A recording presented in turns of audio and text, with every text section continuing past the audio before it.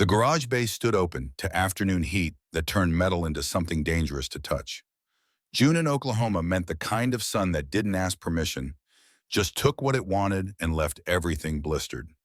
Inside the converted warehouse that Iron Brotherhood motorcycle club called home, the air carried layers motor oil mixing with cut grass from somewhere beyond the gravel lot, gasoline fumes dancing with the distant smell of rain that wouldn't arrive for hours yet, but promised to when it did. Marcus Jackson stood with both hands deep in the engine cavity of a 1987 Harley Sportster that had more problems than solutions, the kind of project that kept a man occupied when his mind wanted to wander places it shouldn't go. At 62, he carried himself like someone who'd learned the hard way when to fight and when to walk away. His gray beard trimmed close, his Marine Corps tattoo faded on his left shoulder to that particular shade of blue-gray that came from decades of sun exposure and regret in equal measure. His hands told stories without words, scars from welding accidents and bar fights he'd lost more than one calluses thick enough that he could grip hot metal without flinching knuckles that had been broken and healed crooked 3 times over. The wrench he held had belonged to his father back when fathers stuck around long enough to pass down tools and advice that actually mattered. He'd been dead 30 years now, buried in a cemetery Marcus hadn't visited since the funeral because some graves are easier to tend when you don't look at them directly. The wrench slipped, metal scraped across knuckles already scarred. Blood welled up quick and bright, the kind of minor injury that happens a dozen times a day when you work with your hands and machines that don't forgive inattention.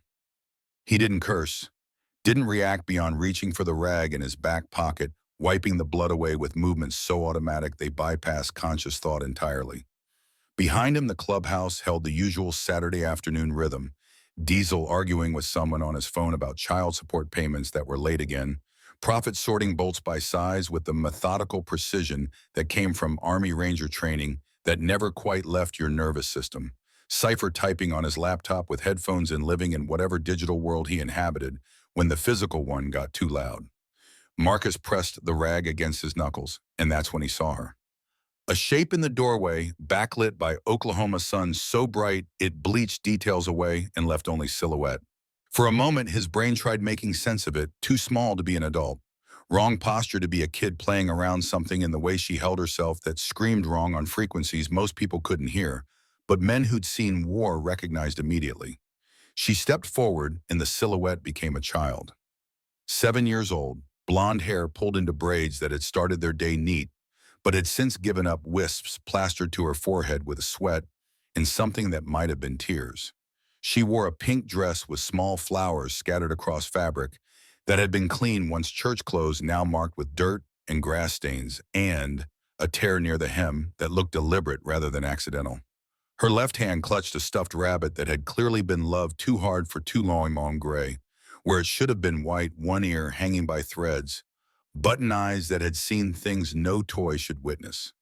But it was her feet that made Marcus's throat tighten. Bare, dirty, small enough that the contrast between her vulnerability and the oil-stained concrete she stood on felt obscene. She swayed slightly, like her body was negotiating with gravity about whether standing was still a viable option.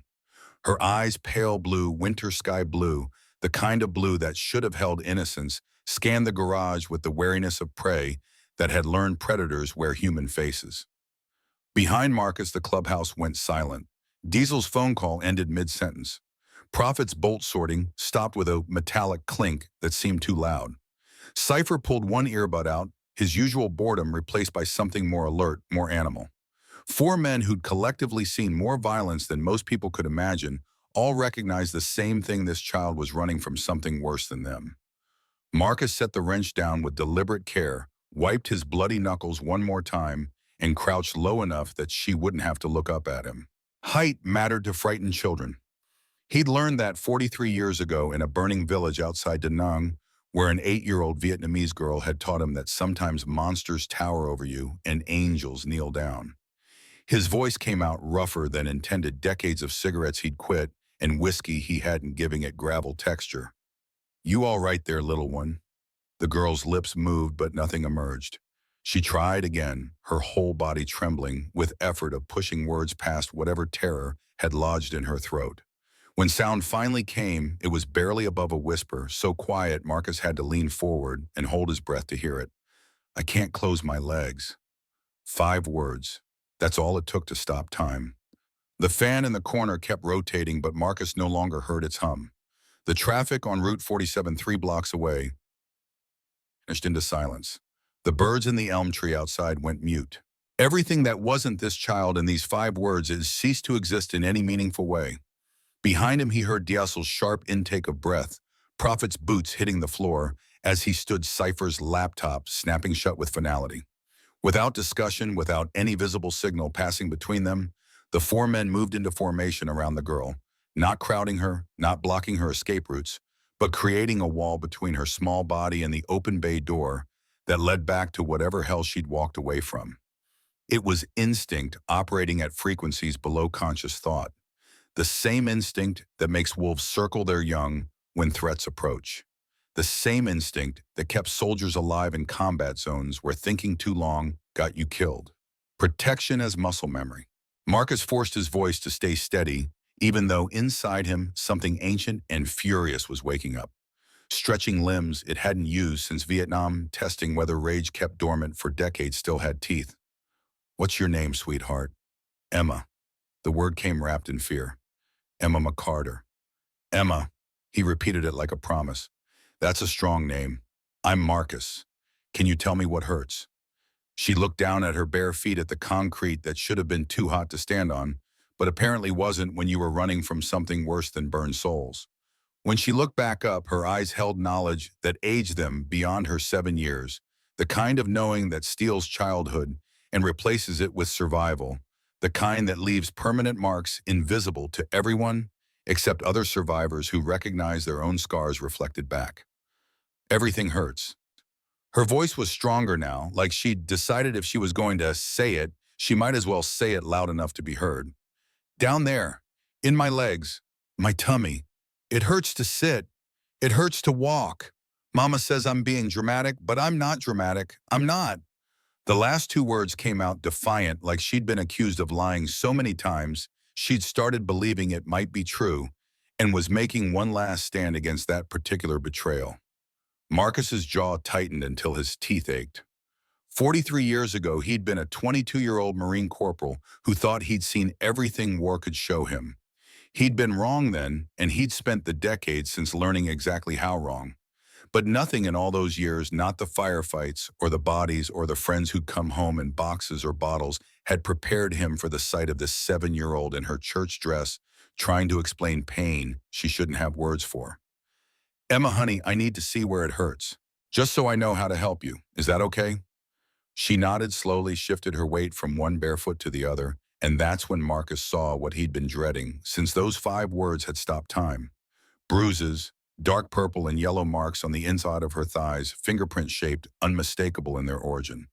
More bruising around her knees, her upper arms, her wrists, defensive wounds that happened when someone tried to push someone else away and failed because the attacker was bigger, stronger, willing to use force that a child's body couldn't possibly resist.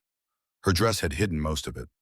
Under the fluorescent lights of the garage, every mark became a sentence in a story Marcus didn't want to read, but couldn't stop reading now that he'd started. This wasn't a bicycle accident. This wasn't playground roughhousing. This wasn't any of the innocent explanations people reach for when the truth costs too much to acknowledge. This was deliberate, systematic. Someone had been hurting this child repeatedly over time, and the bruises were in different stages of healing, which meant it had been going on for weeks, maybe months. Behind him, Diesel turned away, his shoulders rigid with the kind of rage that had nowhere safe to go. Prophet's hands had curled into fists, knuckles white, the same hands that had killed enemy combatants in Afghanistan, now shaking with desire to kill something closer to home. Cypher was already pulling out his phone, fingers moving with purpose. D's narrowed the way they got when he was accessing systems that didn't want to be accessed. Marcus forced himself to swallow past the fury lodged in his throat and forced his voice to stay gentle, even though inside him something was screaming. Emma, who did this to you? Her chin trembled. A single tear tracked down her cheek, cutting a clean path through dust and grime that said she'd been walking for a while to get here. When she spoke, her voice was so quiet Marcus almost missed it over the sound of his own heartbeat hammering in his ears. Derek, but I can't tell. He said if I tell, he'll hurt Mama. He says nobody believes bad girls. He says I'm bad because I let him. Her voice broke. But I didn't let him. I didn't. I tried to say no, but he's so big and I'm little, and he said if I told anyone, they'd take me away from Mama and put me somewhere worse. The stuffed rabbit fell from her hands as the crying started, not loud theatrical sobs, but quiet hiccuping sounds that came from somewhere deeper than her lungs. The kind of crying that happens when you've learned tears don't bring help, but your body produces them anyway because it doesn't know what else to do with grief that large. Marcus looked up at his brothers, and something passed between them that didn't need words. They'd all seen abuse before. Diesel had a daughter who'd been hurt by his ex-wife's boyfriend. Prophet had left 7 girls in an Afghan basement because orders said leave them. Cypher had watched his sister disappear into foster care that did more harm than the home she'd been taken from. They all carried their own failures, their own scars from times they'd looked away or arrived too late or followed orders that turned out to be wrong. This time was different. This time a child had walked into their garage and asked for help before it was too late. This time they could choose different. Marcus reached out, slowly picked up the fallen rabbit, handed it back to her. She clutched it like a life preserver, like the only solid thing in a universe gone liquid. Emma, listen to me. He waited until she met his eyes. You are not bad. You didn't let him do anything, and you were brave enough to come here and tell us. That makes you one of the bravest people I've ever met. She wiped her nose with the back of her hand, leaving a streak. Derek has a last name. She nodded. What's his last name, Emma Bauducket? Blake. She said it like a normal word, like she didn't understand it was a grenade with the pin pulled. Deputy Derek Blake. He has a badge and a gun, and everybody says he's a good man. Her voice dropped to something barely audible. But he's not good. He's not good at all. The name hit Marcus like incoming fire. Derek Blake. The same deputy who'd arrested Marcus 3 years ago for a bar fight where someone else threw the first punch and Marcus had just been standing there wrong. The same one who pulled him over twice last year for expired registration tags that turned out to be current when Marcus showed up in court with documentation. The same man whose picture ran in the Ashford Gazette every few months for coaching Little League or organizing charity barbecues or winning Officer of the Year awards that looked impressive on his wall and meant nothing about who he was when nobody was watching. And now Marcus understood why Emma had walked 2 miles barefoot to find the scary men everyone warned children about. Because sometimes the monsters wear badges, and the people society discards are the only ones who will believe you when you say the emperor has no clothes, and also he's hurting children in his spare time. Marcus stood slowly, his knees protesting in ways they hadn't when he was 22 and indestructible. He reached for his phone, thought about calling 911, then remembered that 911 would send cops, and cops would send Derek Blake's friends, and Emma would end up right back where she started, except worse because now the monster would know she'd told. His phone buzzed before he could decide. Unknown number. He answered anyway because sometimes the calls that matter most come from people you've never met. Marcus, Dr. Elena Rivera, from Ashford General. I heard you might be bringing a child in today. How did you, small town, word travels. Listen to me carefully. If you're bringing Emma Carter, you need to know something before you walk through those doors. Marcus felt ice forming in his chest. I'm listening. This is the 3rd child this year. Same pattern, same age range, same type of injuries. All 3 previous cases were closed as unsubstantiated. I documented everything: photographs, forensic evidence, medical testimony that would hold up in any court. Didn't matter. Cases got buried. Who buried them? Chief Wade Hartman, personally, every single one. The ice in Marcus's chest spread to his extremities, that particular cold that comes when you realize the corruption goes deeper than you thought, when you understand the system isn't just failing accidentally but deliberately, when you recognize that the people paid to protect children are the ones making sure predators stay safe. I'm still bringing her in. I know you are. I'll be ready. But Marcus. Her voice carried 40 years of being a doctor who watched the system fail over and over. Be prepared for what happens next. They'll do everything right at the hospital examination, evidence collection, mandatory reporting. and then the case will disappear like the others. I just need you to know that before you get your hopes up, that this time will be different. Then we make it different. I don't know yet, but that little girl walked 2 miles barefoot asking for help.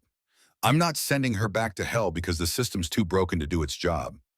He disconnected and looked at Emma, still wrapped in Prophet's leather jacket, even though it was 92 degrees outside. She was shivering anyway, her body responding to trauma in ways her conscious mind hadn't processed yet. We're taking you to the hospital, Emma. Get you checked out proper. Get you safe.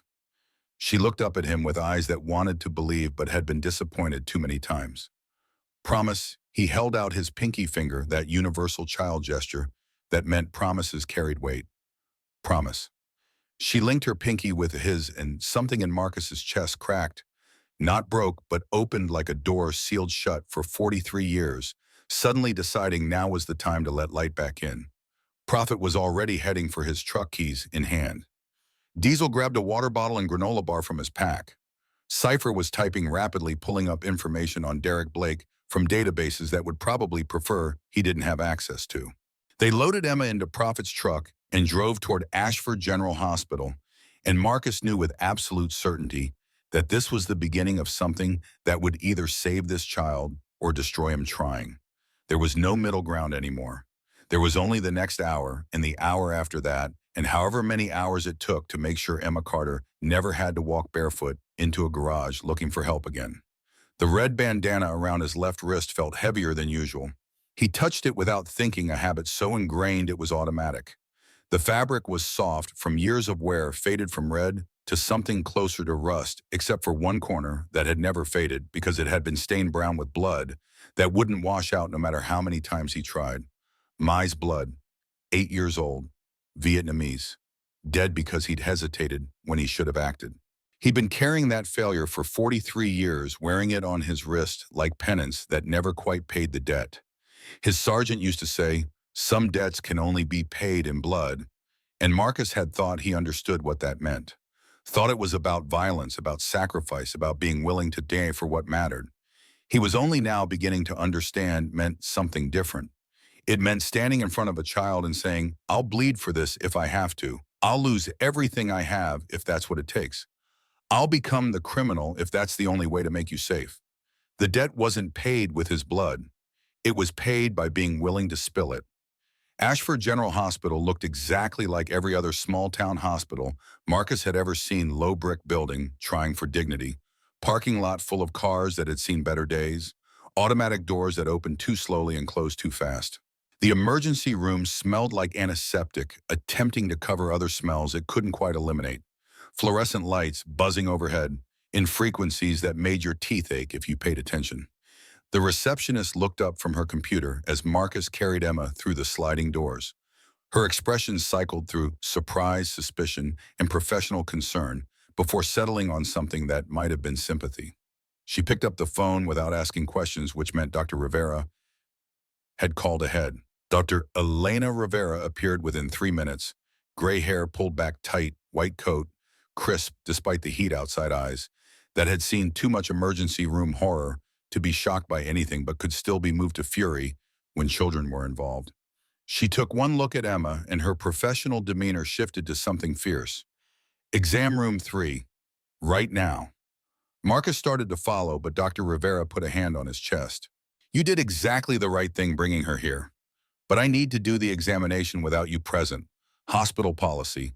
It's better for evidence collection, and it helps the child feel less self-conscious during what's already a traumatic process. She glanced at Emma, then back at Marcus, and her voice dropped. I'll take care of her. I promise. Marcus nodded because words weren't available, stepped back because the law said he had to, and watched them disappear down a corridor that smelled like industrial cleaner and broken promises.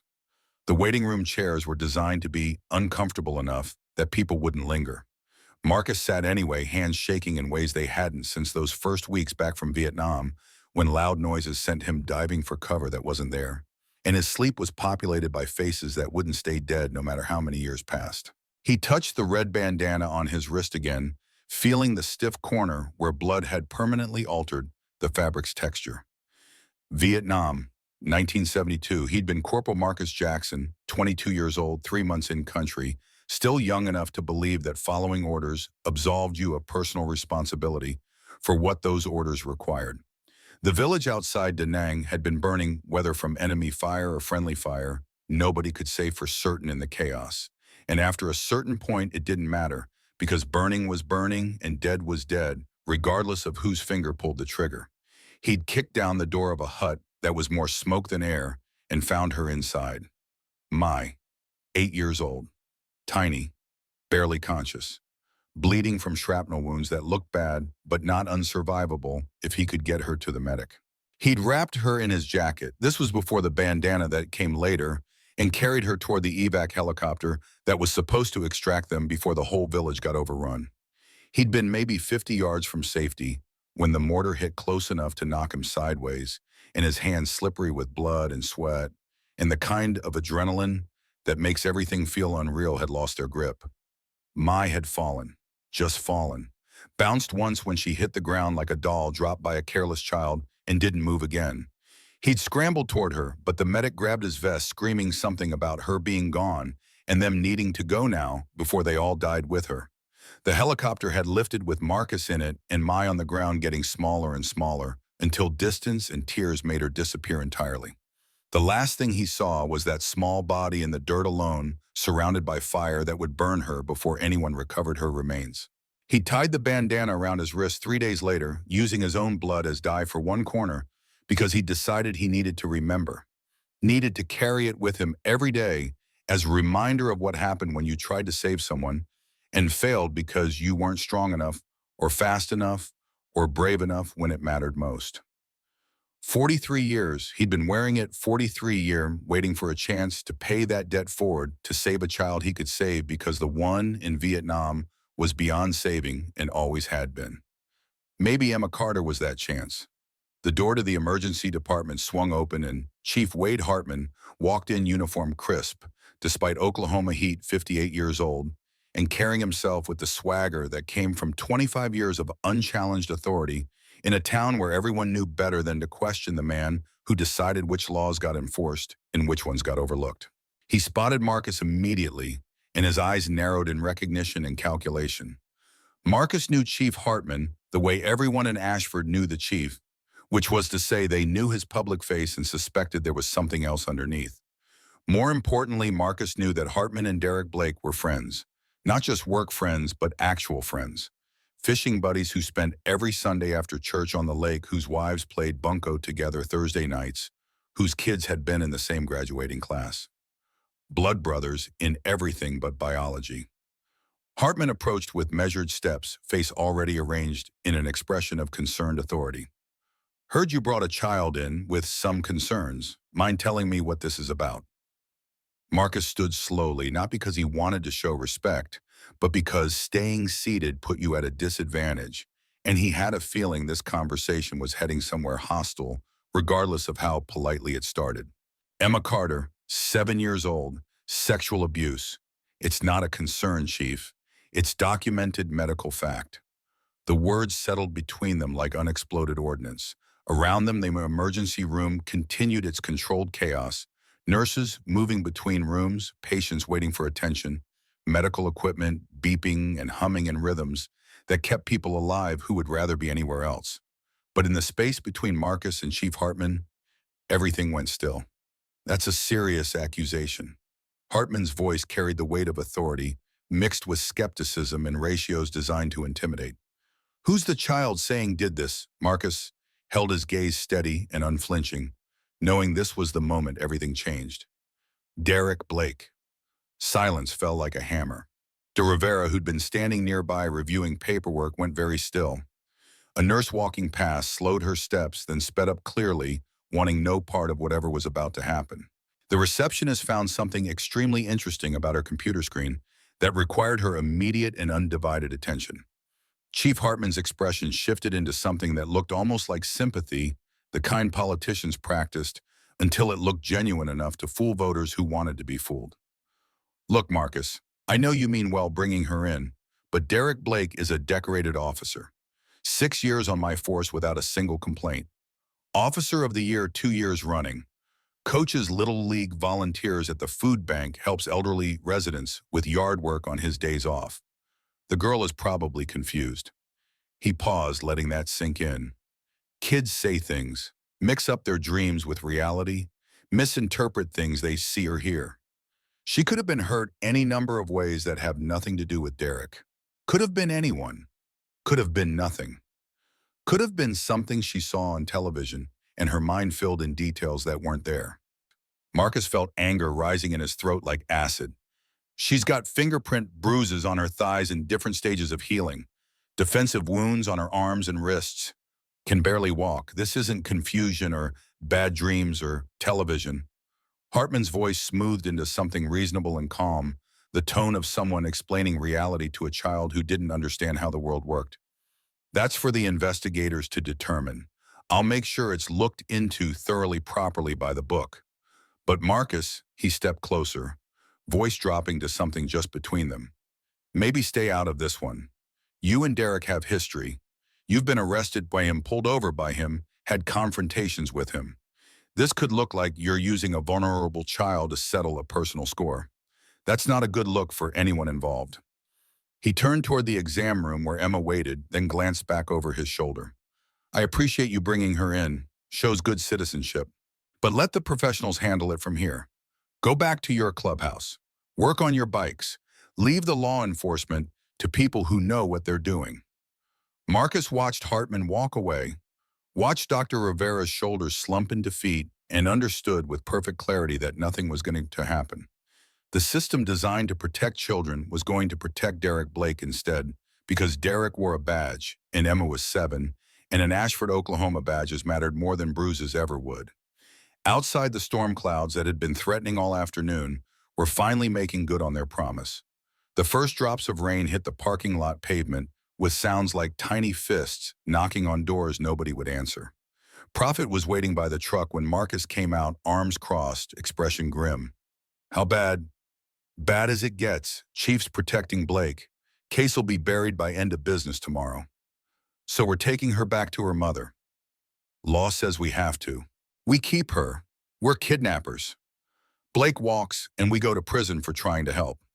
Prophet nodded slowly, understanding the mathematics of trying to do right things in systems designed to protect wrong people. You know what happens if we take her back there? I know. And you know Blake will be waiting. I know that too. They stood in silence for a moment, rain falling harder, now soaking into concrete that would steam when the sun came back out. But right now just looked dark and wet and hopeless. Storm's here, Prophet said, looking at the sky. Marcus touched the red bandana on his wrist, feeling the fabric damp from rain or sweat, or maybe both, feeling 43 years of carrying failure and finally having a chance to carry something else instead. Yeah, it is. They loaded Emma into the truck for the ride to Shady Pines Trailer Park, and Marcus knew with certainty that came from having lived through enough wrong decisions to recognize one in progress, that this was just the beginning. That whatever happened next would either save that little girl or destroy him trying, and there was no middle ground left. The choice had been made the moment Emma walked into that garage and said 5 words that stopped time. Some debts can only be paid in blood. He understood that now in ways he hadn't before. Not his blood necessarily, but being willing to spill it if that's what it took. Mai had died 43 years ago, and he couldn't change that. But Emma Carter was alive right now, and maybe that was the whole point. Maybe you didn't pay old debts by dwelling on failures you couldn't fix. Maybe you paid them by refusing to add new failures to the ledger. Maybe redemption wasn't about the past. Maybe it was about the next hour and the hour after that, and however many hours it took to make sure one child walked away from hell instead of staying there. The truck pulled out of the hospital parking lot and headed east towards Shady Pines, and Marcus felt something cold and certain settle into his chest, like armor he'd worn before and knew how to carry. This wasn't over. This was just beginning. And when it ended, either Emma would be safe or Marcus would be destroyed trying to make her safe. There was no third option anymore. Shady Pines Trailer Park existed in that gray zone where Ashford's carefully curated image frayed at the edges, revealing threads nobody wanted to examine too closely. The sign announcing the entrance had surrendered its age to weather or vandalism years back, leaving Shady Pines in letters that matched the resignation carried by everyone living here. Prophet guided his truck past aluminum boxes people called home, some maintained with flower boxes defying poverty, others succumbing to the weight of deferred maintenance and dreams downsized beyond recognition. 47 sat third from the end, single-wide trailer, with skirting faded from blue to something memory might call blue if you were generous. The wooden deck needed rebuilding yesterday. What passed for a yard held a swing set oxidizing in the Oklahoma sun. One seat vanished entirely, the other wrapped around its own support bar in surrender. The whole tableau screamed of better times that might never return, of hope deferred, making the heart sick. Emma remained wedged between Marcus and Prophet, staring through the windshield at nothing and everything simultaneously. 8 hours ago, she'd been a child. Now her eyes carried knowledge that aged them beyond her 7 years, the kind of knowing that steals childhood and replaces it with survival. Before Marcus found words that might matter, the door opened. Lisa Carter appeared framed in the doorway, 29 chronological years, carrying the exhaustion of 40 lived hard. Her hair, same blonde as Emma's, was yanked back tight, Waffle House uniform clinging to her frame with the intimacy of something worn too many hours without reprieve. She'd started her shift at 5 that morning, would clock back in at 4 for dinner to rush the American dream reduced to double shifts that never quite covered rent. Her voice carried sharp edges wrapped in fear. "Who the hell are you people? Where did you take my daughter?" She was moving fast, instinct, overriding everything else, the mama bear, in her recognizing threat even if she couldn't name it yet. Marcus exited the truck with deliberate slowness, keeping his hands visible, his posture unthreatening in ways he'd learned from dealing with frightened people who'd been given too many reasons to distrust men who look like him. "Name's Marcus Jackson, ma'am. Your daughter walked into my garage around 3 this afternoon. She's injured. We took her to Ashford General for examination and treatment." Lisa had reached the truck, eyes locked on Emma, visible through glass, maternal panic, overwhelming whatever caution might have suggested. "You had zero authority, zero right. Emma out of that truck immediately." Emma pressed herself harder against the passenger door, trying to achieve invisibility through sheer force of will, her body language screaming everything her voice couldn't. Marcus kept his tone level, each word selected with the precision of someone diffusing ordnance, where one wrong syllable detonates everything. "Mrs. Carter, your daughter has sustained sexual abuse. Dr. Elena Rivera at the hospital documented everything: forensic evidence, photographs, medical testimony that'll stand up anywhere." Emma identified her abuser as Derek Blake. Lisa's hand shot up, a palm-out physical barrier against words she couldn't afford to hear. "Stop talking, right now. Derek's been nothing but good to us. Better than anyone else after Ryan decided a gun barrel was better company than his family." Her voice fractured but held. "Ryan ate his pistol 2 years back, left us drowning in debts. Nobody warned me about no life insurance because suicide voids the policy, 3 jobs that still couldn't cover rent.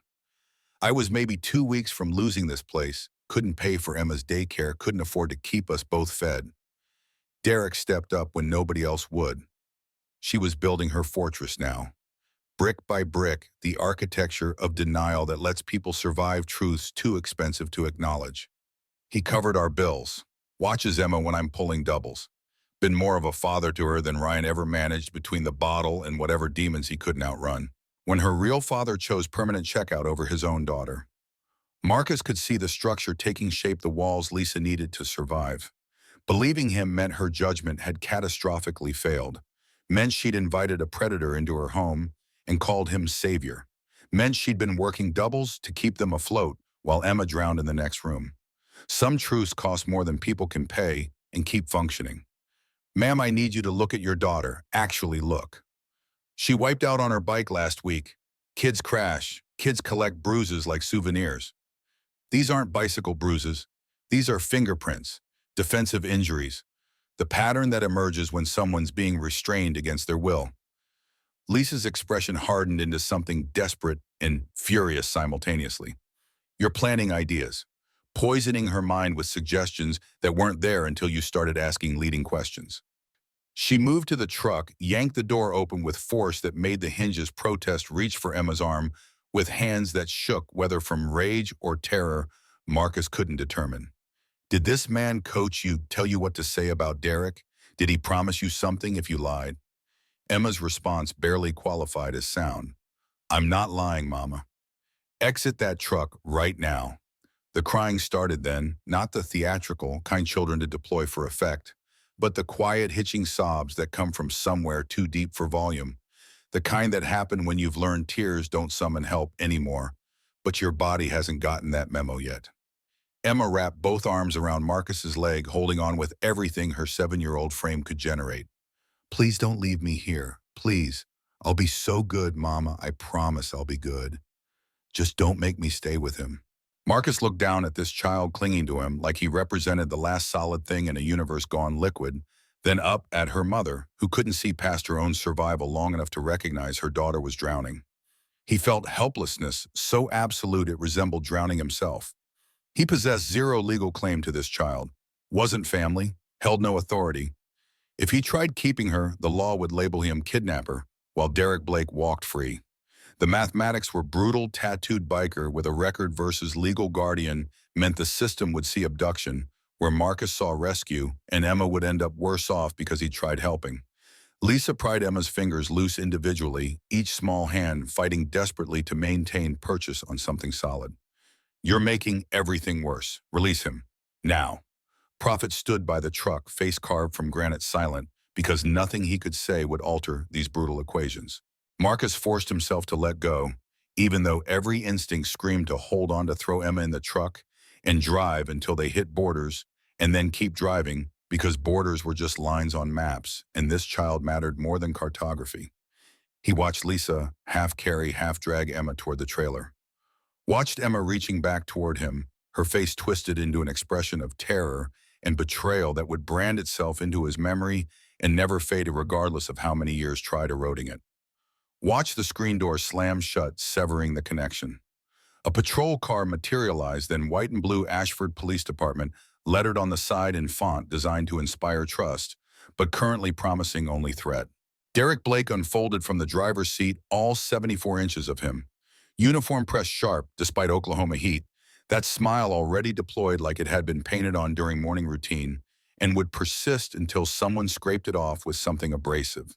He raised one hand in friendly acknowledgement, performance art, suggesting Marcus was a neighbor retrieving borrowed tools like they were buddies with shared history. Derek approached close enough that Marcus caught his cologne expensive, the kind costing more than Marcus cleared weekly. He paused, turned that smile, maintaining structural integrity. "Appreciate you bringing Emma home safe. Kids wander sometimes, don't they? Fortunate we've got concerned citizens helping out." His eyes communicated something orthogonal to his mouth. His eyes said, "I own this town. I own that woman in the trailer. I own that child, and there's not a goddamn thing you can do about any of it. You have yourself a pleasant evening now, Marcus." He vanished inside.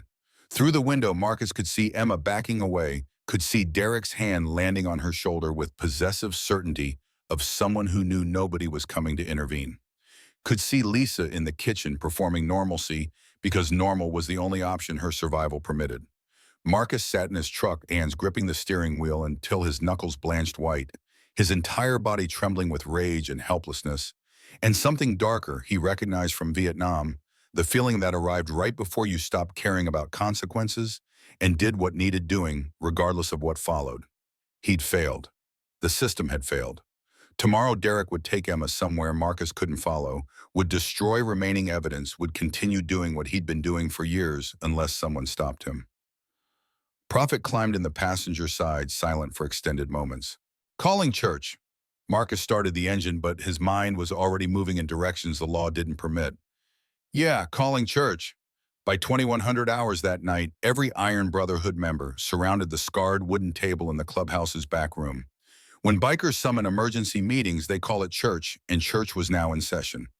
8 men, total ages spanning from Cypher at 28 to Prophet at 64, all understanding that decisions made in this room would determine whether a 7-year-old girl lived or died incrementally in that trailer, while everyone performed looking away. Marcus stood at the table's head, still wearing grease-stained shirt from that afternoon, appearing as though he'd aged half a decade in half a day. We all witnessed what happened. We know what the hospital documented. We saw how the system responded. He paused, making eye contact with each man individually. I'm not requesting anyone do anything illegal. But I'm also not walking away from this. So if you want out, now's the moment. No judgment, no hard feelings. Nobody moved. Diesel cracked his knuckles, old boxing habit preceding decisions that couldn't be unmade.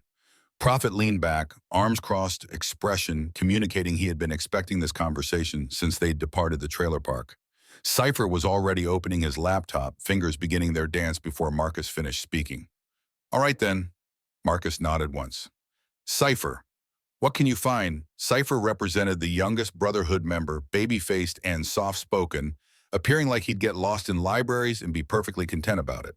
What most people didn't know was that before Cypher washed out of the NSA over disagreements about domestic surveillance that made headlines for maybe 3 hours before getting buried, he'd been among their best analysts. He navigated databases and firewalls the way other men navigated engine blocks. His fingers moved with practiced precision, opening windows, running searches, pulling threads most people didn't know existed. Derek James Blake, age 34, Ashford Police Department, 3 years running, previously Riverside County Sheriff's Department. Cypher paused, eyes narrowing at his screen. Employment records in Riverside County terminate abruptly. Zero explanation. Just transferred to Ashford 3 months later. What's significant about that? Diesel asked. People don't just abandon California law enforcement positions for small-town Oklahoma unless they're fleeing something or pursuing something. Let me check their incident reports. The room went silent except for keystroke clicking and the laptop's low hum. Minutes passed. Cypher's expression shifted from concentration towards something considerably darker. Located it, sealed file but inadequately sealed. He rotated the laptop so everyone could view. 3 years back, complaint filed against Deputy Derek Blake by Jennifer Hastings. Allegation sexual abuse of her 12-year-old daughter, Kayla. Internal affairs investigation opened. Cypher scrolled down, jaw tightening. Investigation closed 2 weeks later. Insufficient evidence. Files marked for destruction. Records indicate they were lost during a server migration 6 months ago. Diesel's voice emerged flat and hard. How convenient that timing is.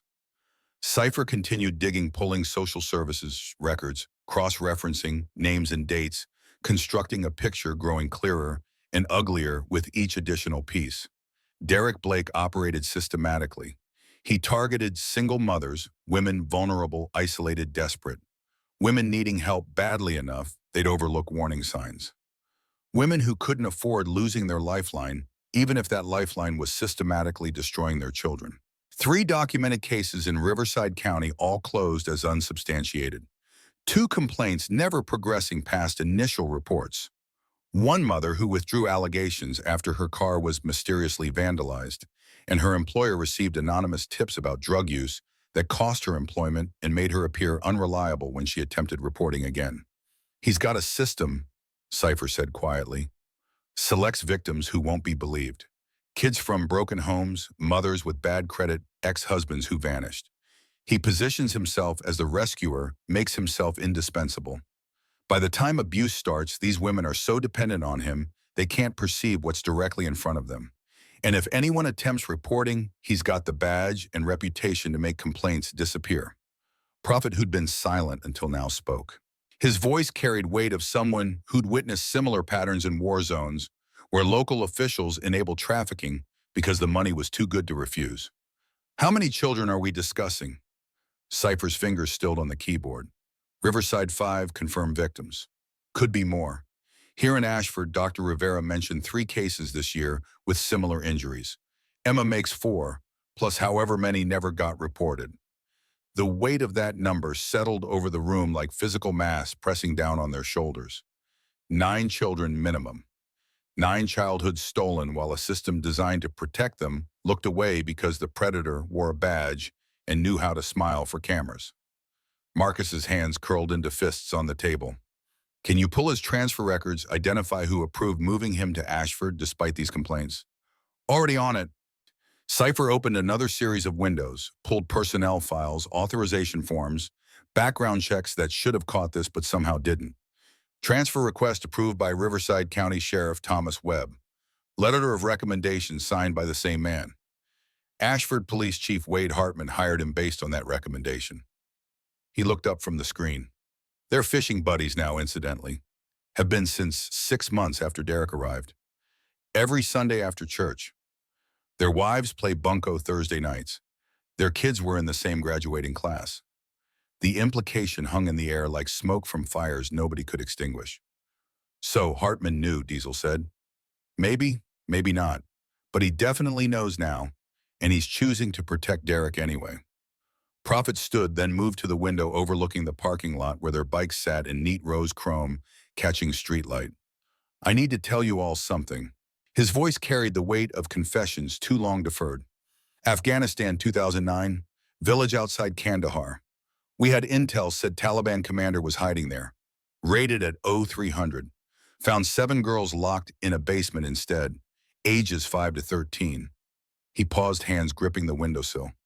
Local police chief was selling them. We knew it, everyone knew it, but our orders from command were secure the package, extract, do not engage local authorities. So we secured our target and left those girls with the same police chief who'd been trafficking them. His voice dropped. 3 days later, that village burned. All 7 girls disappeared. Officially, they never existed. Unofficially, they're probably still being sold somewhere, if they're still alive. He turned to face the room. I wake up at 0300 still. Every morning, 30 years of waking up at 0300 remembering 7 girls I left behind because orders said leave them. I'm not leaving Emma Carter the same way. The room held silence for a long moment. Then Marcus spoke. We need evidence they can't ignore. Evidence so clean, so undeniable that even a corrupt system can't bury it. He paused. I need a vote. This goes wrong, we all go down. It goes right, we might save that little girl and however many others. But either way, there's no going back after this. Hands went up, one by one. All 8. Unanimous. Then we finish this, Marcus said. Legal or not, for the next 60 hours, someone from Iron Brotherhood maintained watch on the Carter trailer. They rotated in shifts, 2 men at a time, parking in different locations to avoid establishing patterns. Cypher sat in a pickup 3 lots down, laptop balanced on his knees, monitoring traffic patterns and police scanners. Diesel took position in an abandoned trailer across the street, the one with foreclosure notice yellowing in the window, using the vantage point to photograph anyone approaching or departing.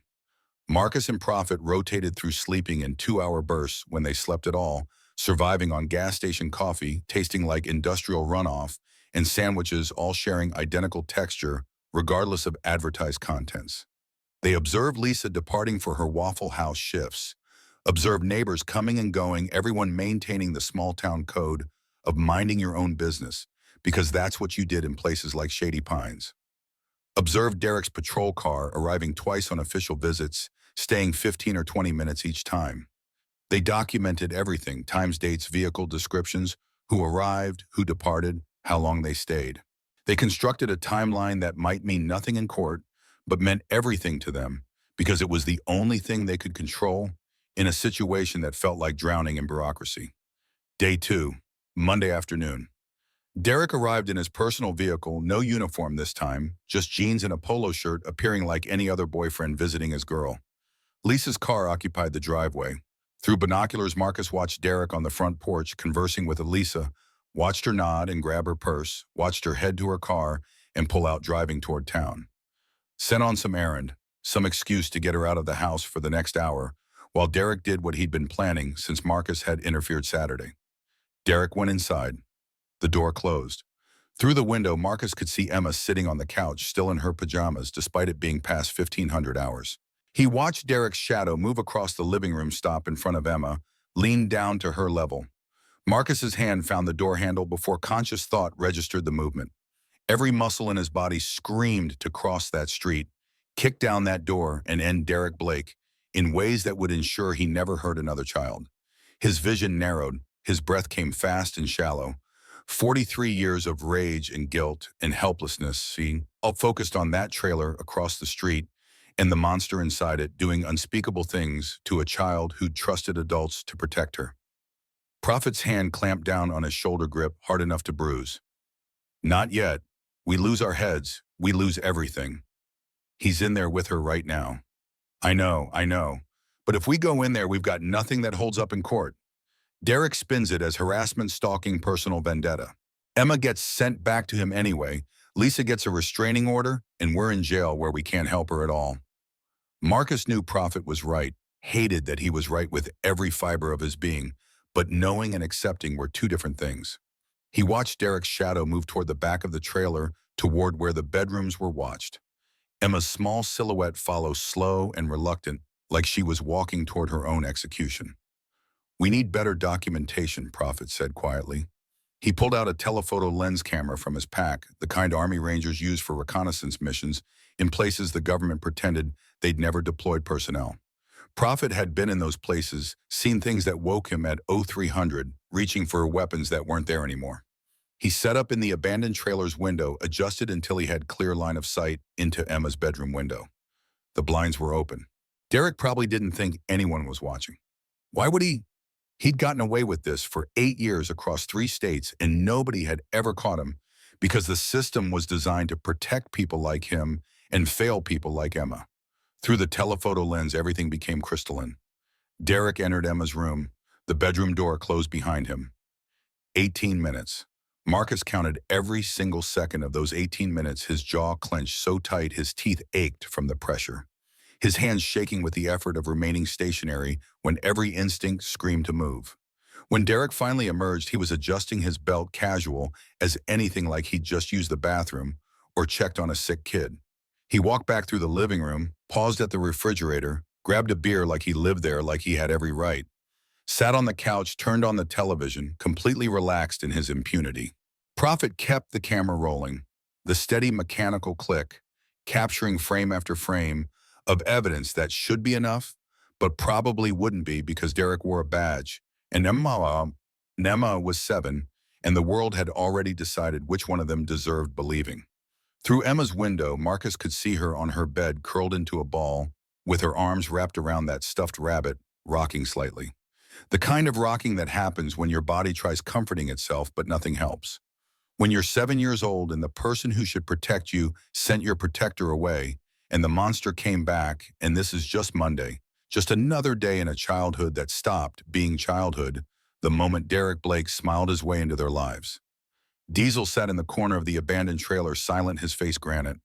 He was remembering his own daughter at 14, how she'd gone quiet after his ex-wife's boyfriend moved in. Remembering bruises she'd explained away as clumsiness. Remembering the night she'd finally told him, and he'd beaten that boyfriend within an inch of his life, ended up in county jail for aggravated assault. By the time he got out, his daughter wouldn't speak to him, his ex-wife had a restraining order, and the boyfriend had relocated 2 states away where Diesel couldn't find him. His daughter was 24 now, living in Portland, doing well from what he heard through mutual friends, since she wouldn't take his calls. They'd lost 8 years because he'd failed her by waiting too long, then failed her again by acting too fast without considering consequences. There was no right way to do this. There was only the way that might keep the victim safe while ensuring the monster couldn't hurt anyone else. This time had to be different. 20 minutes later, Lisa's car pulled back into the driveway. She went inside carrying grocery bags, smiling at Derek, the picture of domestic normalcy. Through the binoculars, Marcus watched her call toward the bedrooms, probably announcing that dinner would be ready soon. Watched Emma emerge with her face blank, sit at the table like nothing had happened. Because this was her normal now. This was just Monday. Marcus looked at Prophet. We've got him entering the room. We've got timestamps. We've got Emma's distress afterward. We've got video documentation that should be enough to get warrants, start investigations, protect that child. Prophet's expression remained grim. Won't be enough. Defense will say it's circumstantial. They'll say he was checking on her, maybe reading her a story even though it's 3 in the afternoon. Maybe she was upset about something else entirely. They'll say we're stalkers with an agenda, that the footage is edited, that we can't prove what happened behind that closed door. Marcus turned away from the window, every part of him wanting to put his fist through something solid until his knuckles broke, and the pain distracted him from the larger pain of knowing a child was suffering and he couldn't stop it through any legal means. That footage should be enough. Should be isn't the same as is. You know the system's steel. You've seen how it works. It's designed to protect cops, not kids. Especially when the cop is white and connected and the kid is just another statistic from the wrong side of town. Marcus touched the red bandana on his wrist, felt the fabric worn soft from years of being the only anchor keeping him from drowning in memories that wanted to pull him under. Mai's blood had stained that corner brown 43 years ago. Some stains never wash out. Some debts never get paid, unless you find a way to pay them forward. He made a decision then, the kind that changes everything that comes after. Cypher, make the call. Cypher pulled out a burner phone, the kind you buy at Walmart with cam and dispose of after one use. He'd rehearsed the script 3 times, keeping his voice neutral and factual, giving them just enough to trigger an investigation without revealing who he was or how he knew. He dialed the Oklahoma State Attorney General's office hotline for reporting government corruption. I have information about child abuse cases being covered up by the Ashford Police Department. Multiple victims. Pattern of behavior spanning 3 years minimum. The officer involved is Deputy Derek Blake. Chief Wade Hartman has been systematically closing cases as unsubstantiated despite medical evidence from Dr. Elena Rivera at Ashford General. He paused for effect. I believe there's financial motivation. Follow the money. Check Chief Hartman's bank records. Look for offshore accounts. Look for payments matching dates when cases got closed. He disconnected before they could trace the call, remove the battery, and drop both pieces in different dumpsters 3 miles apart. It wasn't much. A seed planted in soil that might let it grow or might not. But it was something, and something beat the nothing they'd had before. 3 days later, an unmarked sedan with state plates pulled into Ashford.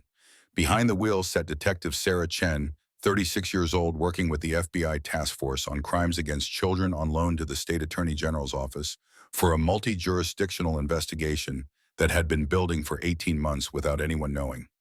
She'd seen enough child abuse cases to recognize the signs when local authorities were protecting predators instead of children. The anonymous tip had landed on her desk, flagged as priority because it matched intelligence they'd already been gathering independently, pieces of a puzzle they hadn't known how to assemble until someone provided the picture on the box. She'd come to Ashford expecting resistance. She'd come prepared to fight every inch. Cypher had been monitoring communications and heard the state was sending. Someone found her name and credentials within an hour of her arrival. Former NYPD specialized training in forensic interviewing, reputation for not backing down when local cops tried obstruction. If anyone could break through Ashford's wall of silence, it was her. Her phone rang as she parked outside the diner on Main Street. Unknown number. She answered anyway because in her line of work, the important calls rarely came from people in your contacts. Detective Chen, identify yourself. Someone who knows Derek Blake isn't his real name. Someone who knows he's done this before in multiple jurisdictions. Someone who can give you evidence that will crack this case wide open if you're willing to work with people the system's already thrown away. Sarah's instincts, honed by 15 years working cases that made her question humanity's capacity for basic decency, told her this call was exactly what she'd been waiting for. I'm listening. Derek James Blake is actually Derek Anthony Mason. Changed his name legally 7 years ago through Nevada courts. Dishonorably discharged from the Marines 23 years ago for conduct unbecoming, which is military speak for sexual assault of a commanding officer's 13-year-old daughter. The case got buried to protect the Corps' reputation. No criminal charges, no sex offender registration. Clean slate. Sarah was already pulling up databases on her laptop, fingers moving rapidly. He's been flagged by the FBI for 15 months. You're investigating an interstate trafficking network. Derek's not just a lone predator. He's connected to others. Cops in 3 states, all protecting each other, all targeting vulnerable single mothers with young daughters, all using the same playbook. Sarah's blood went cold as the pieces clicked into place. They'd suspected a network but hadn't been able to prove it because every time they got close, local police blocked them. Reports disappeared. Witnesses recanted. Evidence went missing like it had never existed. How do you know this? Because I've been watching him. Because I saw what he did to a 7-year-old girl named Emma Carter 72 hours ago. Because the system failed her at every turn, and someone has to give a damn when the people paid to give a damn are too busy protecting their own. I need everything you've got. Documentation, surveillance footage, anything. You'll get it, but you need to understand something first. The people helping me, we're not Boy Scouts. We've all got records. We've all made mistakes that haunt us. We're exactly the kind of witnesses defense attorneys salivate over destroying on the stand. But we're also the only ones who gave a damn when it mattered. Sarah had worked enough cases to know that sometimes the people wearing badges were the criminals, and sometimes the people society discarded were the heroes. Justice didn't care about respectability politics. It cared about evidence and courage, and people willing to stand up when standing up meant losing everything. Riverside Park, 1 hour. Come alone. The call ended. Sarah sat in her car and felt something she hadn't felt in years. Hoped that maybe this time they'd actually be able to stop a predator before he destroyed more lives. Hoped that maybe this time the system would work the way it was supposed to instead of protecting the wrong people for the wrong reasons. She had no idea that within the next 72 hours, everything would explode in ways that would force her to choose between following the law and doing what was right, and that those two things were about to become mutually exclusive in ways that would define the rest of her career and possibly her life. She also had no idea that Marcus Jackson was already planning to make that choice for her. Riverside Park existed in that peculiar summer stillness, where heat made even children reconsider playground equipment transformed into medieval torture devices by unforgiving Oklahoma sun. Sarah Chen had chosen this location deliberately public enough to appear innocent, empty enough for conversations that couldn't be overheard. She sat on a bench under an elm tree, providing shade but zero relief from humidity that made breathing feel like manual labor. Marcus arrived on his Harley precisely 5 minutes later, the motorcycle's thunder announcing him before visual confirmation became possible.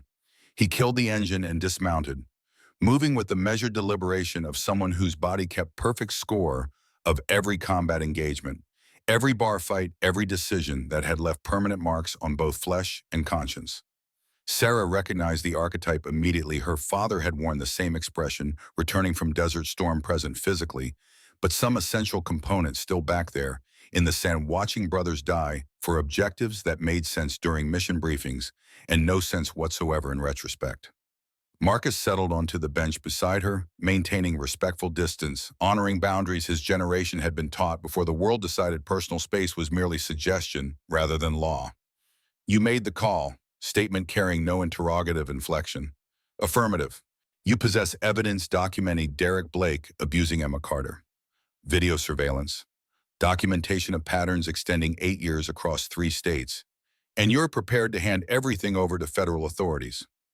Under one condition. Sarah had anticipated this. Nobody surrendered information that could result in federal incarceration without negotiating terms. Name your condition. You actually utilize it. You don't bury it because it originated from people with criminal records. You don't dismiss it because we're not credible witnesses by your standards. That little girl deserves better than another adult looking away because helping her proves inconvenient. Sarah rotated to face him, fully observed the rage and grief and desperation, barely contained behind military discipline, drilled so deep it had become skeletal structure, holding him together when everything else wanted fragmentation. I don't care if your evidence originated from the Vatican or a homeless encampment. If it's solid, I'll use it. That's not a promise. That's a guarantee. Marcus extracted a USB drive from his pocket, extended it. Everything's here. Timestamps, surveillance footage, bank records showing Chief Wade Hartman accepting payoffs, documentation of 5 cases in Riverside County that got systematically buried. Names, dates, victims, families if you can convince them to speak, which most won't because the system already failed them once and they won't risk repeated failure. Sarah pocketed the drive mine, already constructing presentation strategies that protected sources while preserving evidentiary value. There's additional information you require, Marcus continued. Derek's planning extraction. Within the next 72 hours, he intends taking Emma and vanishing. We've been monitoring his movements. 3 trips to a storage unit outside Tulsa in the past week, always during Lisa's shifts. He's stockpiling supplies, cash, counterfeit identification.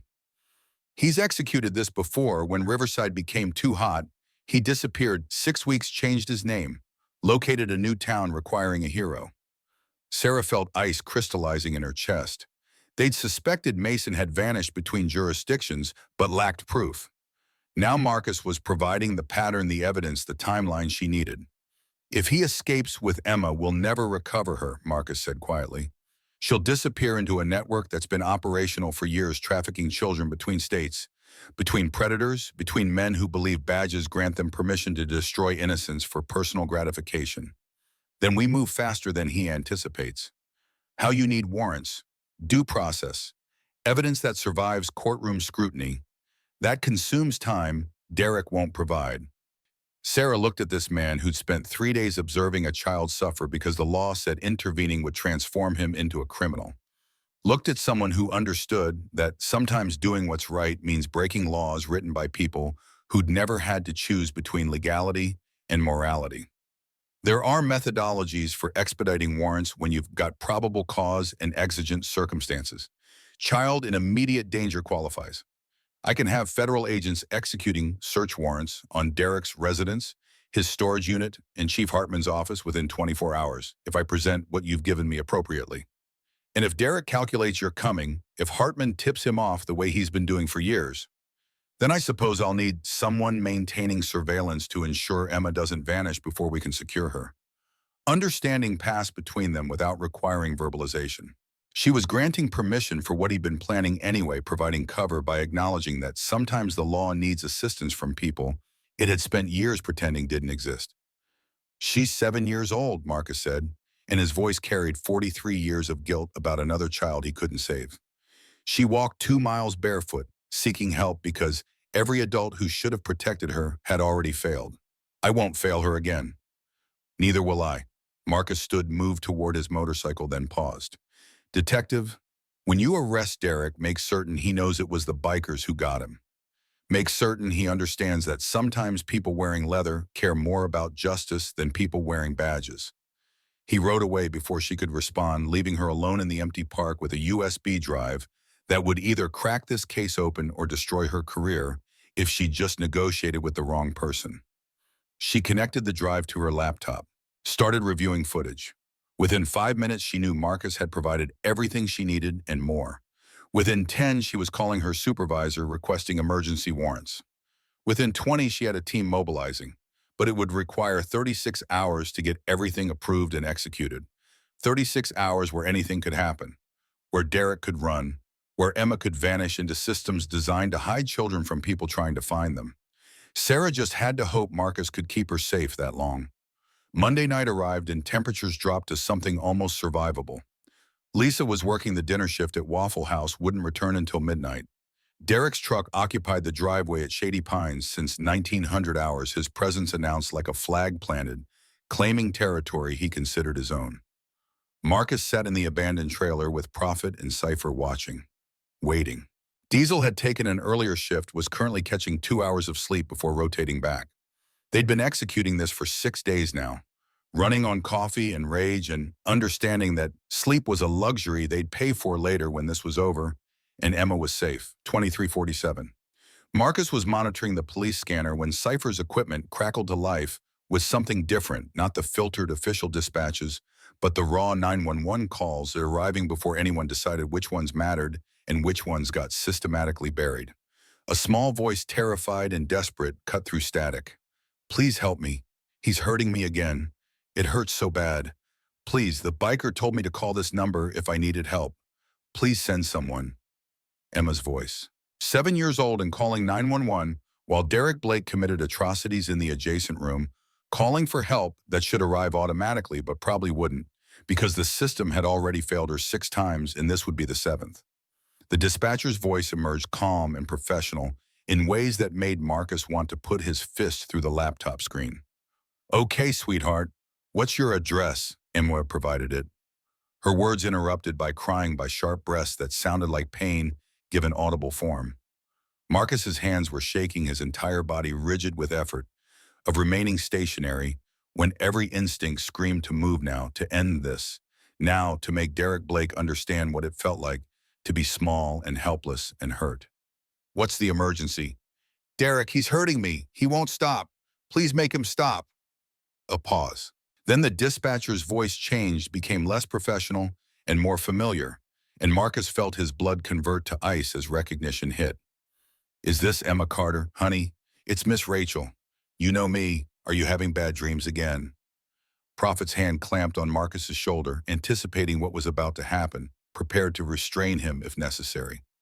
"No, I'm not dreaming. He's really hurting me. Please." "Where's your mama?" "At work. She's always at work when he comes over.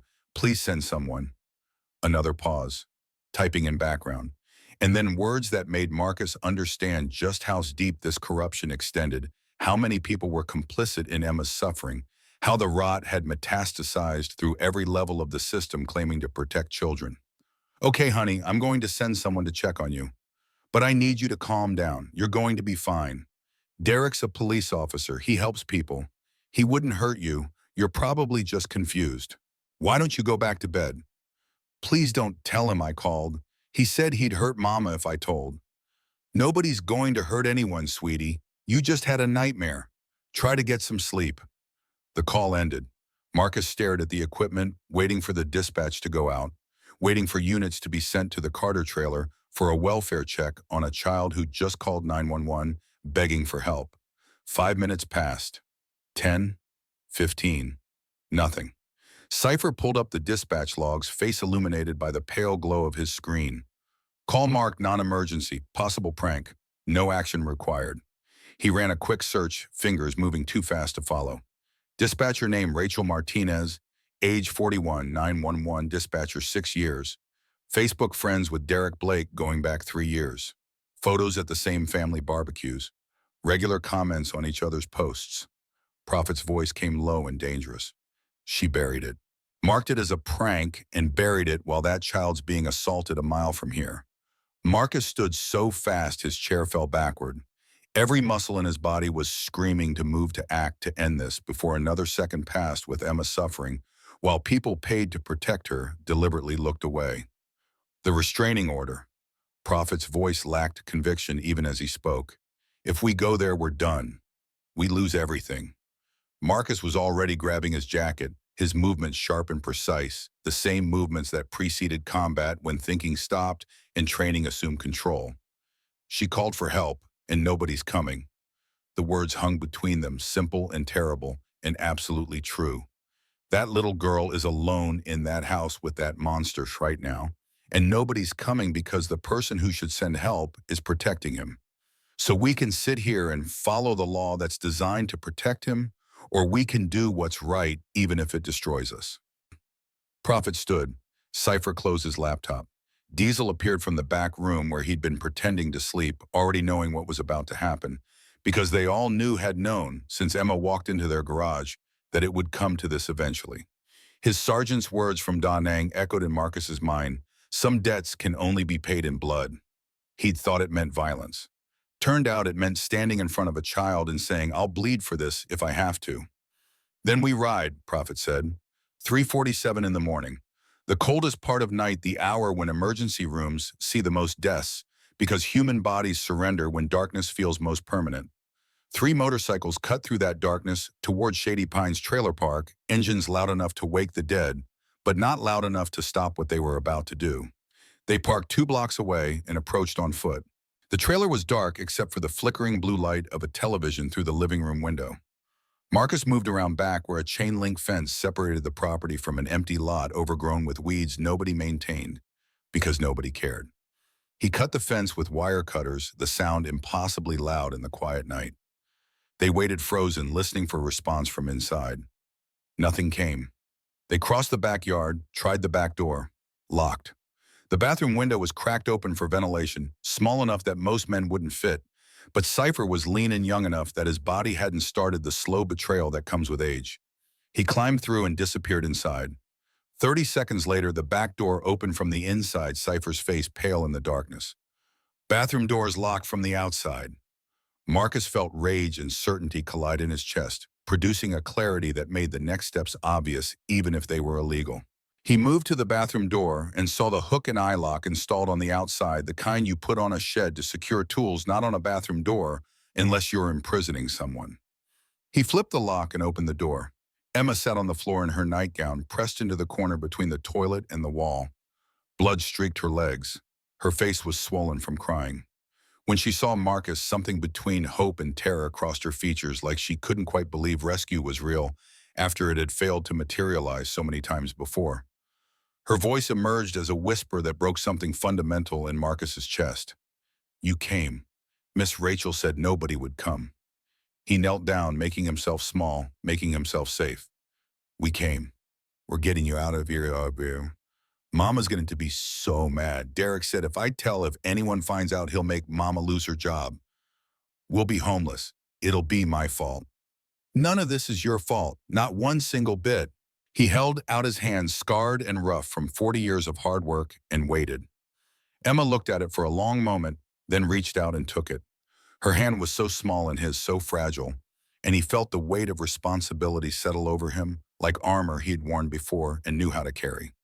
They moved through the trailer like ghosts. In the living room, Derek Cole lay on the couch, still in his clothes, one arm hanging off the side. An empty bourbon bottle sat on the coffee table. He was snoring deeply, regularly, too drunk to notice danger standing 6 feet away. Marcus had 30 seconds to make a choice that would define the rest of his life and potentially destroy it.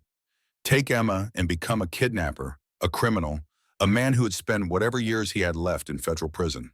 Or leave her here and stay law-abiding while she continued suffering, while her childhood was systematically destroyed, while the system kept failing her because it was designed to protect Derek Blake more than it was designed to protect 7-year-old girls. He wrapped Emma in his leather jacket, lifted her into his arms, and walked past Derek's sleeping form. The floor creaked under his weight.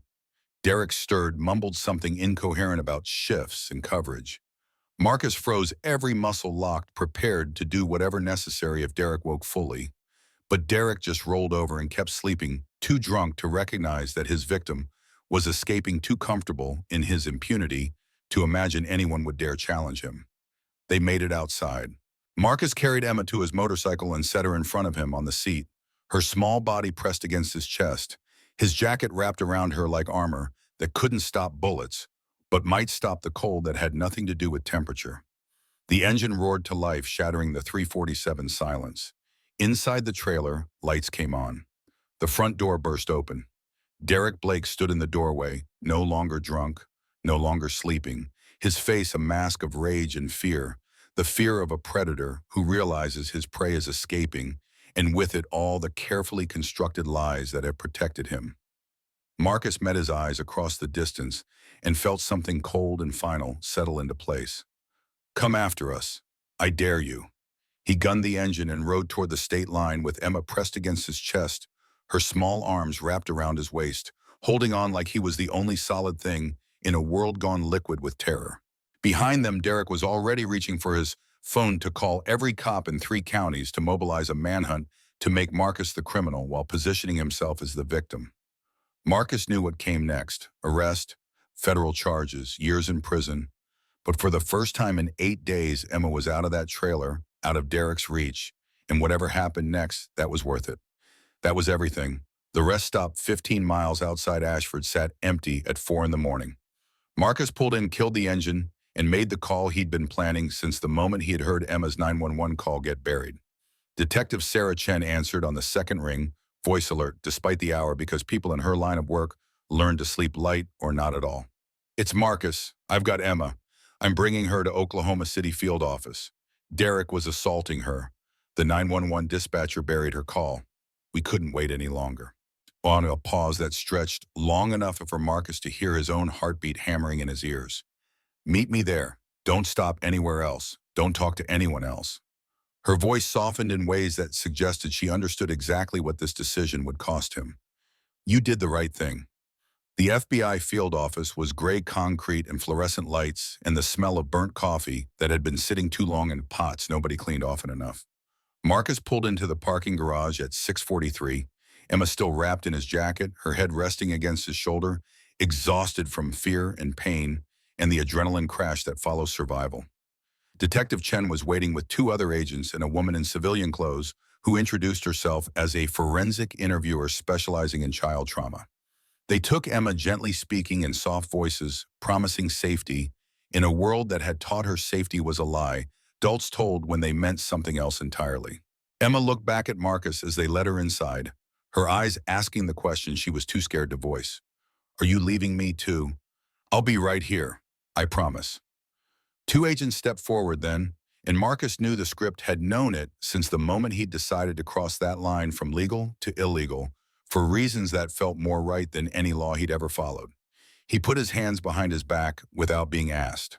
The handcuffs clicked into place, cold metal against wrists that had worn different restraints in different circumstances, but never for reasons that felt this clean.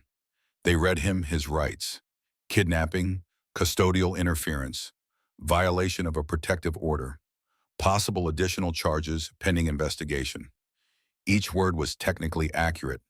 Each word meant years in federal prison. But Emma was safe, and that was the only mathematics that mattered, the only equation that balanced when everything else in the world felt weighted toward darkness. While Marcus sat in a holding cell, Emma underwent a forensic interview conducted by specialists trained to extract truth without re-traumatizing victims. The interview room was designed to appear comfortable, soft furniture, neutral colors, toys available if needed. Two cameras recorded from different angles, creating a record that would be admissible in any court in the country. Emma's testimony, delivered in that small, halting voice, was comprehensive and devastating. She described abuse that had started 6 months after Derek moved in. She described being told it was normal, that all little girls did this with their daddies, that she was special. She described the threats, what would happen to her mother if she told, what would happen to her if she didn't cooperate. She described pain and fear and confusion that no 7-year-old should have words for, but she'd learned anyway because Derek had been teaching her a curriculum designed to destroy innocence while preserving his own freedom. Dr. Sarah Hoffman documented everything, every detail, every pattern, every piece of evidence that would later form the foundation of a case so airtight that even the best defense attorneys in the country couldn't find cracks large enough to create reasonable doubt. At 7:35 that morning, while Emma was still being interviewed, FBI agents executed simultaneous raids on 3 locations: Derek Cole's residence, Ashford Police Department headquarters, and Chief Wade Hartman's home office. Derek's house looked normal from outside: ranch-style Maple Street, well-maintained lawn, American flag hanging from the porch. Inside, it was staged like a showroom. Everything clean and in place, everything projecting the image of a responsible, trustworthy man who definitely wasn't destroying children's lives in his basement. The FBI's forensic team found what they were looking for behind a locked door Derek had told neighbors was for storage: 7 external hard drives, each one containing terabytes of data, thousands of images, hours of video, multiple children spanning different ages across 8 years. Some files were professionally produced, traded on dark web forums where predators shared techniques and victims. Others were homemade, recorded in places that would later be identified as Derek's previous residences, hotel rooms he'd stayed in the Carter trailer. The hidden camera footage from Emma's bedroom was especially damning. Derek had installed a small camera disguised as a smoke detector, positioned to capture everything. The footage confirmed every detail Emma had described, time-stamped and undeniable. No defense lawyer could claim she was confused or lying when the evidence was digital, documented, and clear. At Ashford Police Department headquarters, agents seized servers and file cabinets, collecting every report and complaint and case that had crossed Chief Hartman's desk in the past 5 years. The pattern was obvious. Within minutes, 14 reports of suspected child abuse, all involving similar descriptions and ages, all closed as unsubstantiated, all closed by Chief Wade Hartman personally. At Hartman's home office, forensic accountants found the money: bank records showing regular deposits from an offshore account linked to Derek Cole, $127,000 over 3 years. Payments that matched dates when cases were closed, evidence disappeared, reports were marked as unfounded. Hartman had been selling protection, selling silence, selling children's safety for cash that paid for his boat and fishing cabin and daughter's college tuition. But the FBI's biggest discovery came from Derek's military records, sealed files that had required federal warrants and pressure from senators asking uncomfortable questions about how a known predator had slipped through cracks, deliberately widened to protect institutional reputation. Derek James Blake didn't exist until 7 years ago. Before that, he was Derek Anthony Mason, United States Marine Corps, stationed at Camp Pendleton.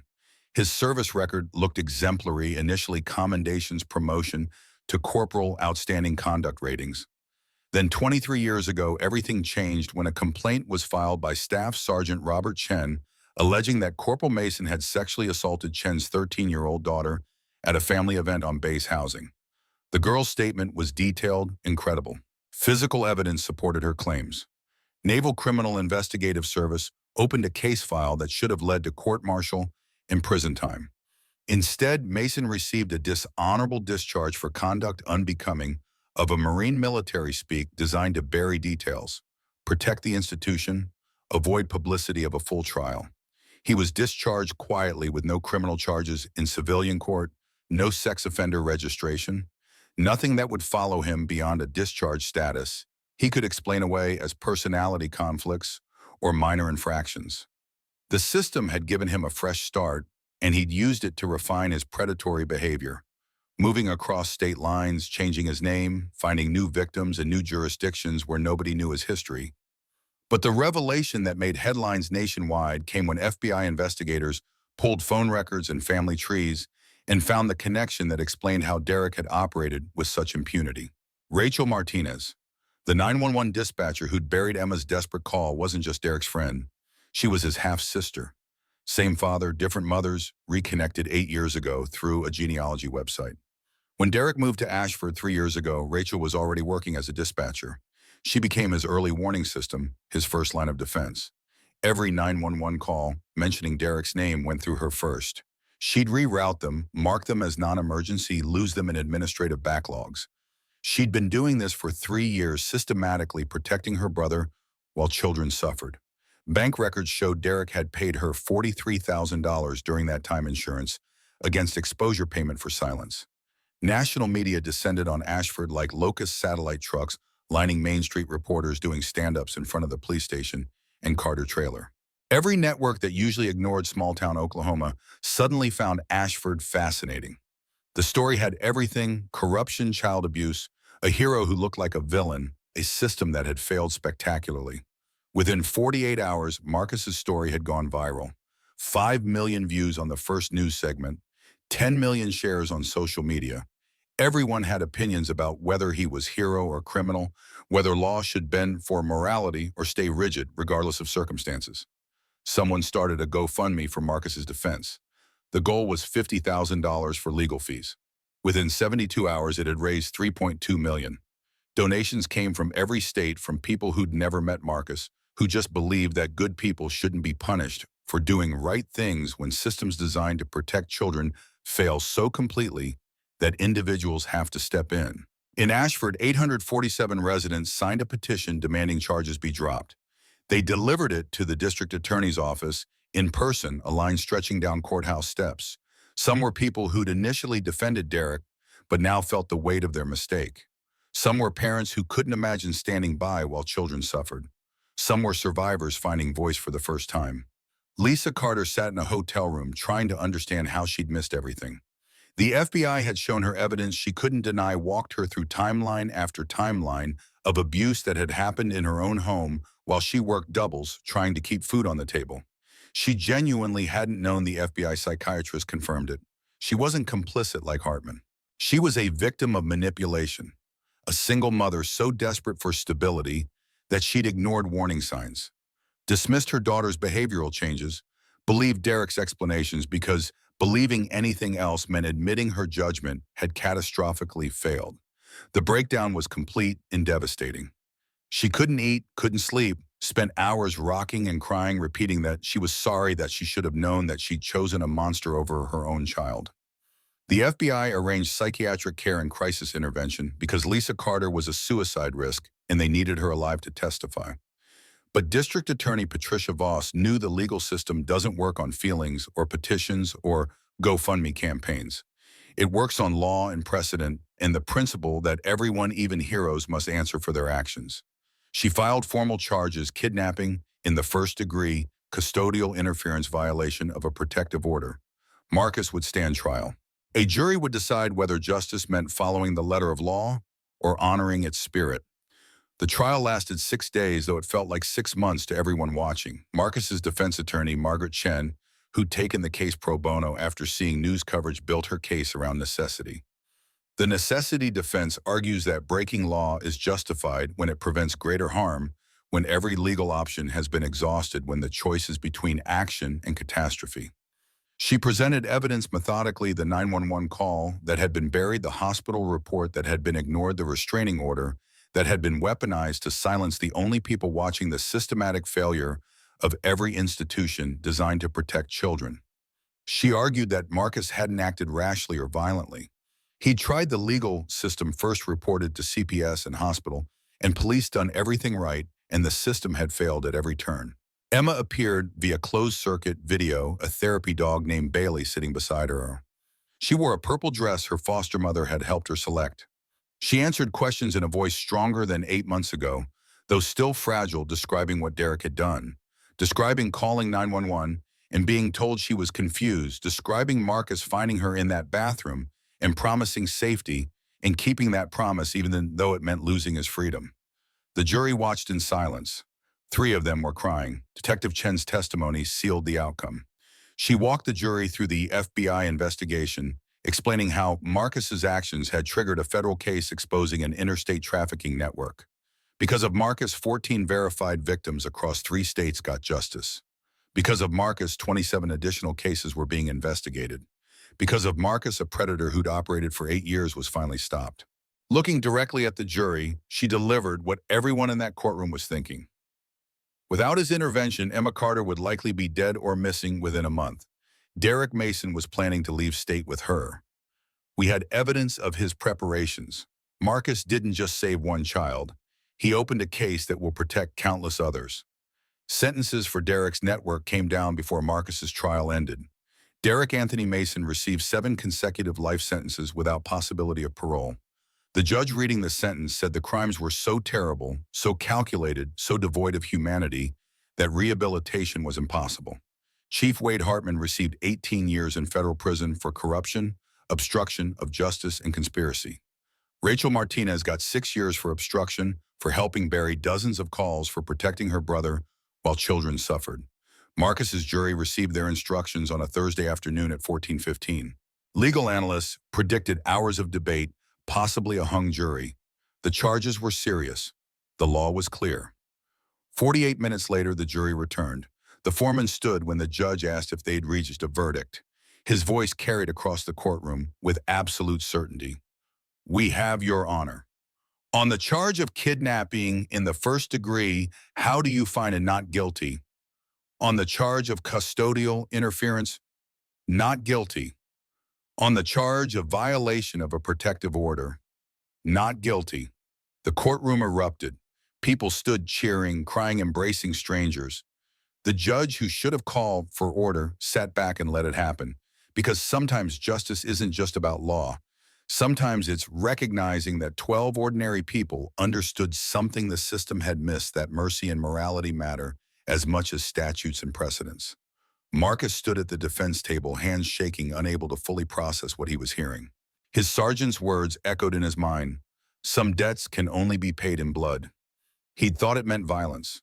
Turned out it meant standing in front of a child and saying, "I'll bleed for this if I have to." The jury just said that debt was worth paying. Margaret Chen put her hand on his shoulder, tears streaming down her face. In the gallery, every member of Iron Brotherhood stood together. Prophet leaned close and whispered words Marcus's old sergeant used to say: "Brotherhood means nobody gets left behind." They hadn't left Emma behind. And now 12 strangers were saying that mattered more than badges or laws or systems designed to fail children. 11 months later, Emma Carter turned 8 years old. Her birthday party happened in her foster home's backyard, balloons, cake, laughter, children playing tag with genuine joy on their faces. She ran around with other kids while Marcus watched from a picnic table, Iron Brotherhood members beside him. Lisa brought him a plate of cake. She'd completed intensive therapy, was working to earn her daughter's trust back. The road ahead was long, but she was walking it one supervised visit at a time. "Thank you for not giving up on her."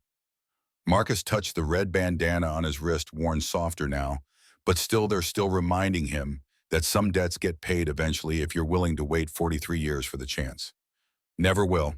Emma ran over, grabbed his hand. "Uncle Marcus, come play."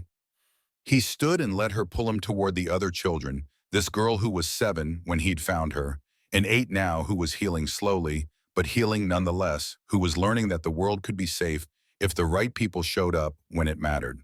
Iron Brotherhood had transformed their clubhouse. A new sign outside read, "Safe Haven, if you need help, knock here." They'd partnered with 3 child advocacy organizations. Members received training in recognizing abuse signs. Cypher ran an anonymous tip line that had received 47 calls in 11 months, opened 12 investigations, removed 4 children from dangerous situations. Detective Chen had told Marcus last week that the investigation he'd started had metastasized to 7 states, 43 children removed from dangerous situations, 11 cops arrested. A network that had operated for over a decade finally dismantled because one little girl had walked barefoot into a garage and found someone who refused to look away. The sun was setting over Ashford, turning the sky orange and purple, and Marcus thought about Mai in that Vietnamese village 43 years ago. Thought about how he'd failed her, how he'd carried that failure every day since how it had nearly destroyed him. But standing here watching Emma laugh with other children, seeing her safe and healing and alive, he understood something he hadn't before. Some debts can only be paid forward. Some wounds only heal when you stop the same wound from happening to someone else.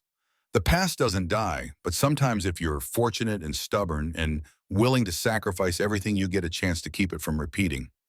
Emma looked back at him and smiled, genuine and bright, the kind of smile that says, maybe the world isn't completely broken after all. Marcus smiled back, feeling 43 years of weight lift, just enough that breathing became easier. The party wound down as evening came. Parents collected children. Balloons deflated slowly. Emma helped her foster mother clean up, moving with the careful deliberation of someone learning that homes don't have to hurt, that adults sometimes keep their promises, that tomorrow doesn't have to look like yesterday.